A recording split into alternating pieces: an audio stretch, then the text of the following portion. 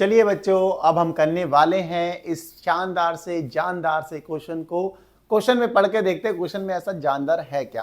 Question में कह रहे हैं आपको, if an angle of a parallelogram is 2/3 it's adjacent angle then find all the angles of a parallelogram. आपको कहा गया कि पैरेललोग्राम का एक एंगल 2/3 है उसके एडजेसेंट एंगल के।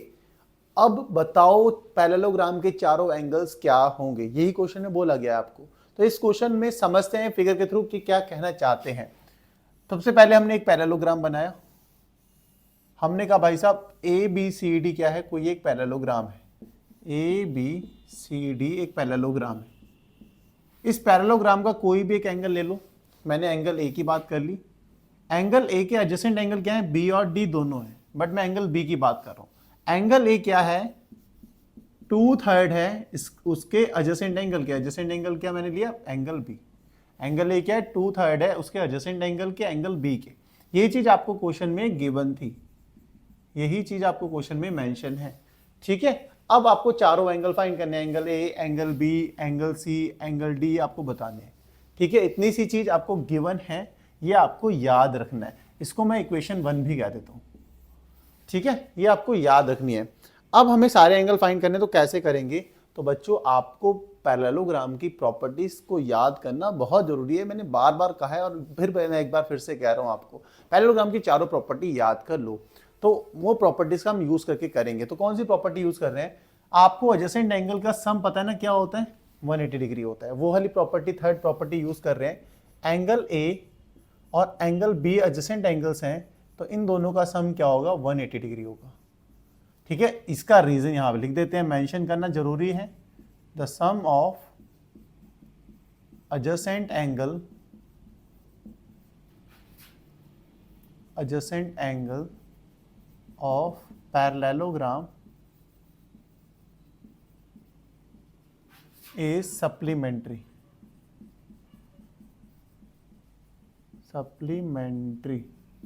ठीक है, ये आपको लिखना, रीजन बहुत जरूरी है, रीजन मेंशन करना चाहिए। ठीक है, ताकि आपको भी क्लैरिटी रहे और जो चेक कर रहे हैं कॉपी उनको भी क्लैरिटी रहे। एंगल ए आपको पता है क्या है, 2/3 ऑफ एंगल बी। यहां प्लेस कर देते हैं value, 2 times 2/3 of angle B plus angle B equals to 180 degree. ठीक है, और रीजन आपको पता है क्योंकि एंगल ए क्या है, 2/3 ऑफ एंगल बी, ये आपको क्या है, गिवन है।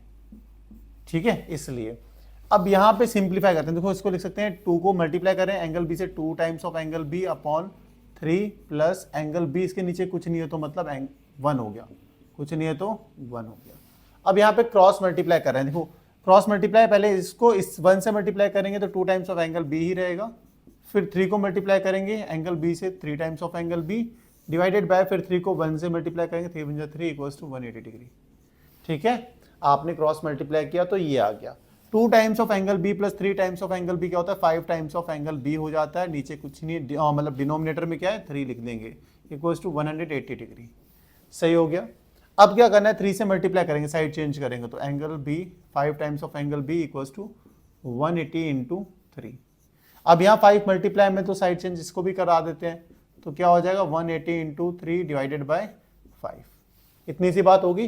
5 से 180 को कैंसिल करते हैं, 5 3 जा 15, फिर 3 इधर है तो 30 हो जाएगा, 5 6 जा 30, तो 36 इंटू 3, 36 इंटू 3 कितना हो जाएगा, 108 डिग्री।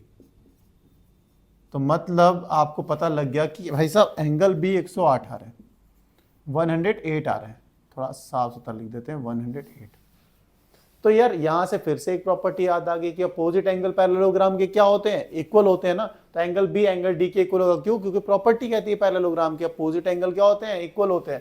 तो आपको पता है, इसके बाद मैं यहां कर दे रहा हूं इसके बाद यहां से हम यहां चालू हो रहे हैं, angle B equals to angle D. Reason क्या लिखेंगे, opposite angle of parallelogram are equal. ठीक है, रीजन जरूर मेंशन करो, रीजन मेंशन करना बहुत अच्छी बात होती है। तो इसका मतलब एंगल डी क्या हो जाएगा, ये भी 108 डिग्री हो जाएगा। सही हो गया। अब एंगल बी की वैल्यू इक्वेशन 1 में प्लेस करेंगे तो एंगल ए भी आ जाएगा। तो एंगल ए फाइंड करते हैं। क्या किया हमने, put the value of angle B in equation first, we get, इसको अलग से ही रखते हैं, ठीक है, ये अलग पार्ट है। अब यहाँ पे प्लेस करें, इक्वेशन 1 यही थी, यहाँ पे प्लेस कर रहे हैं एंगल बी की value 2/3 of angle B. Angle B कितना है, तो 108 डिग्री, यहाँ प्लेस कर देते हैं 108 डिग्री। कैंसिल आउट करेंगे कितना आएगा, 3 3 9, 3 6 18, 36 आया। एंगल ए कितना जाएगा, 2 × 36 इज 72 डिग्री। सही है, तो आपको एंगल ए भी पता लग गया कितने, देखो एंगल डी तो 108 ही था, ये 72 पता लग गया, तो ये भी क्या होगा 72। बस लिखना पड़ेगा angle A equals to angle C. क्यों, opposite angle of parallelogram are equal. ठीक है, रीजन मेंशन यहाँ पे भी हमने कर दिया है, तो इसका मतलब एंगल सी क्या हो जाएगा, फिर एंगल सी भी 72 डिग्री होगा।